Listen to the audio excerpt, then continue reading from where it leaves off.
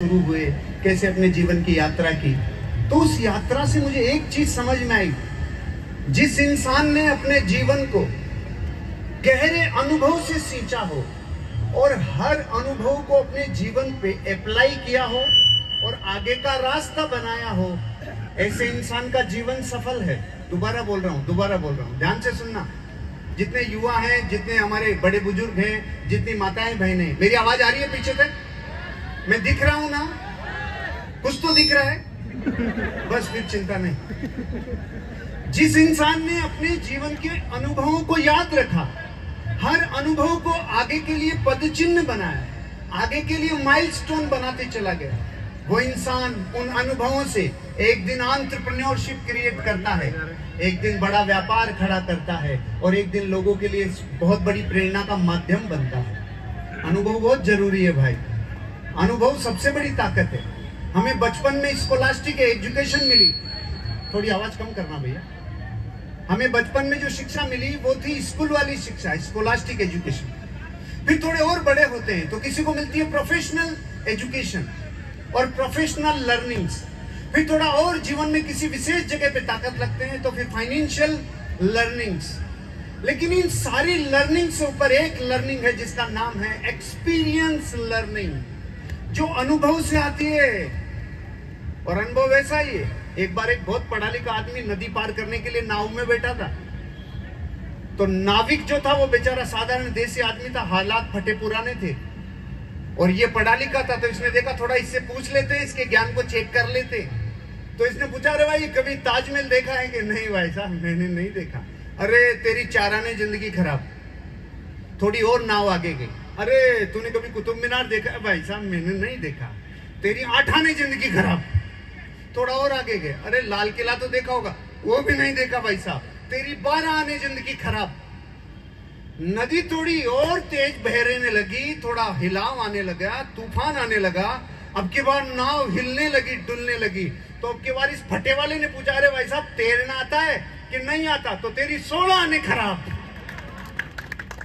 अनुभव, experience learning सबसे भारी है। इसी अनुभव से इन्होंने अपने आप को और लोगों के लिए प्रेरणा स्रोत बना दिया। अनुभव बहुत भारी है भाई। मैं इनसे कल जब मिल रहा था तो दोनों हस्बैंड वाइफ से मैंने कुछ मासूम सवाल पूछे। मैंने इनसे पूछा कि आपकी जितनी चक्कियों में मसाले पिस रहे हैं, ये कितने आरपीएम पे घूम रही है? इन्होंने आंखें फैला के, पुतलियां फैला के बोला, ओ आपको ये भी पता है? मैंने कहा बताओ तो सही, कि 30 आरपीएम पे। और मैंने कहा भैया, हमारी दादी, हमारी नानी, हमारी माँ जिस आरपीएम पे मसालों को और अनाजों को पीसती थी, मतलब भारत का कोई भी आदमी अगर चक्की को हाथ से चलाए तो उतने ही आरपीएम पे पीसती है जितने पे ये मसाले पीस रहे हैं। मतलब जो चीज खाने वाली हो और शरीर में जा रही हो और अगर वो गर्म नहीं है, हीट नहीं है, तो समझ लो उसके पूरे माइक्रो न्यूट्रिएंट सलामत हैं। फिर मैं रिलेट इसलिए कर गया, मेरे घर में खुद के चक्की है, वो उतने ही आरपीएम पे पीसती है। मतलब 1 किलो आटा पीसने में लगभग 1-1.5 घंटा लग जाता है। तो सारे लोग कहते हैं भैया 2 मिनट का काम 1-1.5 घंटे में। मैंने कहा अगर यहाँ 1-1.5 घंटा नहीं लगाया तो हॉस्पिटलों में महीने लगाने पड़ेंगे, इसलिए वहां का काम यहाँ कर लेना चाहिए। फिर मैंने इनसे पूछा, चक्की में जो पार्ट है वो काई के हैं, वो कौन से पत्थर के हैं? तो इन्होंने फिर पुतलियां बड़ी की, पार्ट कौन से हो सकते हैं? मैंने कहा 2 तरीके होते हैं। एक एमरी का पत्थर होता है जो इंसान बनाता है, जिसमें जो एसेंस यूज किया जाता है वो थोड़ा अभक्ष्य होता है, अशुद्ध होता है। इन्होंने कहा नहीं, पत्थरों से बनवाए हैं, ओरिजिनल पत्थरों से बनवाए। मेरा दिल गदगद हो गया। ऐसे लोगों के लिए जीवन में आकर कुछ कहना, जो लोग इस देश के कल्चर को, इस देश के आयुर्वेद को, इस देश के कल्चर को अपने हर एक चीज में शामिल करते हो, ऐसे लोगों को धन्यवाद है भाई। और एक चीज और कहना चाहता हूं, हमेशा जीवन में वो काम जरूर करना चाहिए, आजीविका जिस भी काम से चले, लेकिन वो काम जरूर करो जो सोसाइटी के ऊपर इंपैक्ट करे, जो समाज को प्रभावित करे। 7 प्रकार की चीजें ऐसी है जो समाज को सीधा प्रभावित करती है। अगर आप सहमत हो तो हाँ करना। धर्म सीधा प्रभावित करता है सोसाइटी को, अर्थशास्त्र सीधा प्रभावित करती है सोसाइटी को, शिक्षा सीधा प्रभावित करती है सोसाइटी को, परिवार सीधा प्रभावित करता है समाज को, सरकार सीधा प्रभावित करती है समाज को, मीडिया सीधा प्रभावित करता है समाज को, और खेल स्पोर्ट्स सीधा प्रभावित करता है समाज को। बताओ, भारत ने वर्ल्ड कप जीता तो हम 140 करोड़ लोगों के शरीर में खुशी का स्पंदन छूटा कि नहीं छूटा?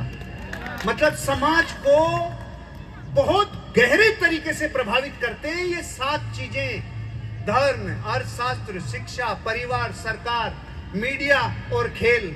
आपको पता है, जाने अनजाने में कौशल्या जी ने और उनके परिवार ने सीधी मारवाड़ी के माध्यम से सातों चीजों